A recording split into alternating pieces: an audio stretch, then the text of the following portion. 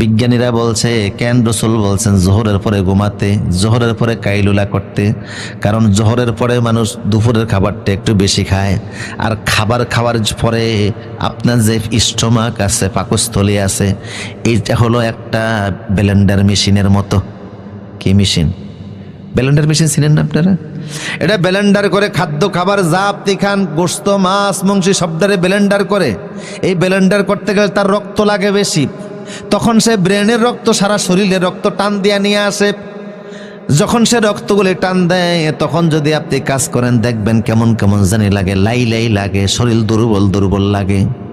এই জন্য 5 মিনিটের জন্য রেস্ট নিতে বলা হয়েছে, অন্তত 5 মিনিট হলেও। ওই ব্লেন্ডার করার পরে সে আবার রক্তগুলিকে ছেড়ে দেয়, তখন মানুষ স্বাভাবিক হয়ে যায়। এই জন্য দুপুরে খাওয়ার পরে কিছুক্ষণ রেস্ট নেওয়া রাসূলুল্লাহ সুন্নত, যাতে স্টোমাকে কাজ করতে পারে। অন্তত তারে 10 মিনিট হলেও সময়টা দেওয়া উচিত, ঠিক কিনা বলেন? কারণ সে যখন কাজ করে, কাজ করার পরে আবার রক্ত ছেড়ে দেয়, তো যেখানকার রক্ত সেখানে আবার সাথে সাথে চলে যায়।